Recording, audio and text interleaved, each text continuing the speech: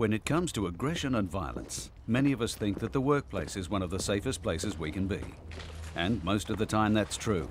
But just being at work doesn't make any of us immune to becoming a victim. Whether you work in an office, a factory, retail store, school, bank, restaurant or a hospital, in fact anywhere at all, you are still in a place which is part of the community. And even in Australia, our communities are threatened by increasing levels of workplace aggression and violence. International Labour Organization statistics indicate that about 70% of all workplace violence is committed by clients, customers or strangers. Those who work evenings or nights, work alone, handle money or deal directly with the public share a higher risk. But about 30% of workplace violence is committed by co-workers, bosses or former employees. The message here: don't assume it can never happen to you. Some victims are targets, but others are simply in the wrong place at the wrong time. Today, on the 5th floor of this Queen Street building, an armed gunman killed 9 people and wounded 5 others, 1 seriously. Armed with a military-style weapon, he roamed the office building, firing at random. These incidents are devastating, not only in terms of human suffering and loss, but in damage to morale, and the resulting sense of fear and vulnerability felt by all employees and their families. If a gunman burst into your building right now, do you have a crisis plan that you can follow to improve your chances of getting out alive? Workplace violence is not just limited to the shootings we see on the nightly news. It includes physical assaults, serious pushing and shoving, threats and harassment. Workplace violence may involve only people from inside your organization, or can occur when someone from the outside targets 1 or more employees. The emotionally troubled or disgruntled employee or former employee. Why are you doing this to me? Doing what? I didn't ask for any of this. The angry spouse who seeks out his victim in the workplace. Those who commit hate crimes. You're dead. You're dead. These are just some of the potential attackers you need to recognize and guard against. Are serious incidents of workplace violence predictable? What are the warning signs? What should you do if you suspect someone is potentially violent? And is there anything practical you can do to minimize the risks? First, recognize that workplace violence is a problem. Don't ignore it. Even threats of violence, along with harassment and intimidation, create stress in the workplace, which can lead to a lowering of morale. Workers who feel vulnerable may be distracted from other important safety matters and unable to perform their duties to the best of their ability. Second, we have to define the causes of workplace violence. These include external factors such as the availability of weapons and an increased acceptance by society that violence is a part of life.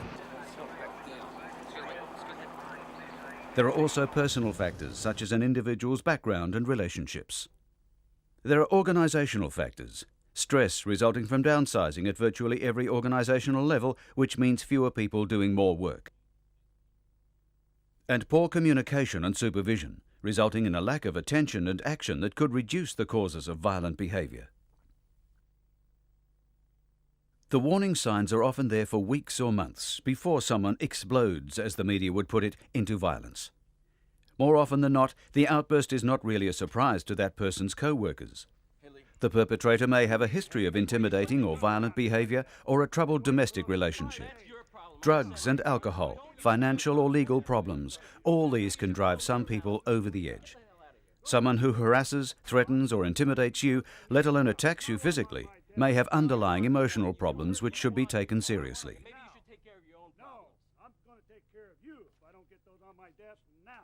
If you are harassed or intimidated by someone in the workplace, immediately report the incident to your supervisor. Don't think that you are expected to deal with the problem alone. You do not have to tolerate that kind of behavior. Never retaliate. It will only make the situation worse. The best thing you can do for yourself and your co-workers, including the person who's harassed you, is to try to resolve the problem before it gets out of control. If you see any change in behavior, such as angry outbursts or complete withdrawal, even if the person hasn't made any outright threats, report it to management. All right, you just take your box and you keep going. If someone brings a weapon to work, report it immediately. Develop conflict communication skills in order to be able to diffuse threatening situations. It is much easier to resolve a problem in its early stages than when it has spun out of control. It might be as simple as asking someone, "Are you okay?" Is there anything I can do to help?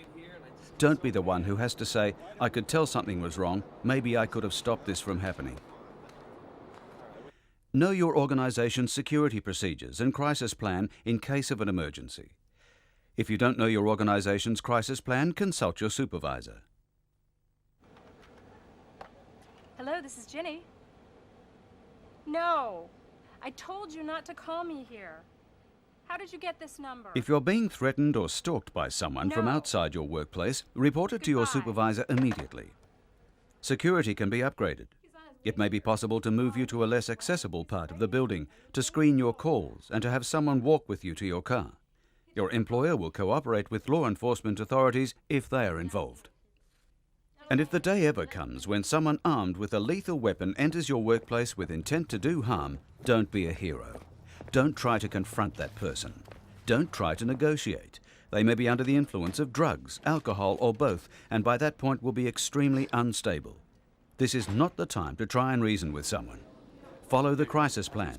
Reduce the attacker's opportunities to kill or injure. When it comes to your own personal everyday security, use your common sense. If you know you'll be working late at the office and will have to walk to your car in the dark, try to park in a well-lit section of the car park close to your building, even if you move your car at lunchtime or while it's still light.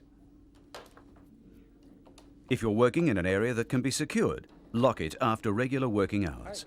Let your security people know you'll be working late and what time you expect to be leaving.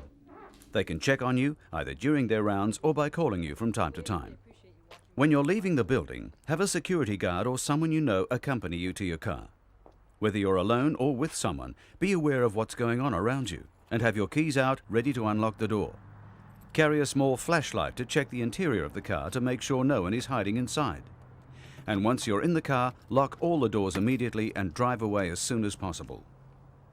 If you see someone loitering near your car, back off. If you're approached near the car, don't be afraid to challenge them or even to scream. Don't worry about offending someone. It could mean the difference between becoming a victim or staying safe. If that person says they need help, don't let them into your car. Leave the area immediately. Go to a safe place and call the police, even if you have a mobile phone in your car. You'll be helping both yourself and the person who genuinely needs help.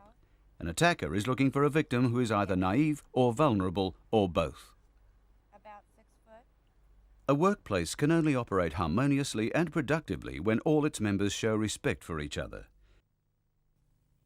Be sensitive to the different customs and cultures of those with whom you work, and know that not everyone thinks and acts like you do. If you have a legitimate grievance against a fellow employee, don't try to solve it with verbal or physical abuse. Your organization has procedures for dealing with complaints. Use the correct channels, or if in doubt, consult your supervisor. Recognize that violence in the workplace is a real problem. Learn to spot the early warning signs. Report any incidents or unusual behavior to your supervisor. Never retaliate against intimidating or violent behavior. Develop conflict communication skills to diffuse threatening situations. Know your organization's crisis plan. Don't try to be a hero, and use your common sense.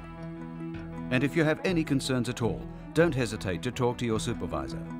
Your contribution will help to make your workplace a supportive, productive, and safe environment.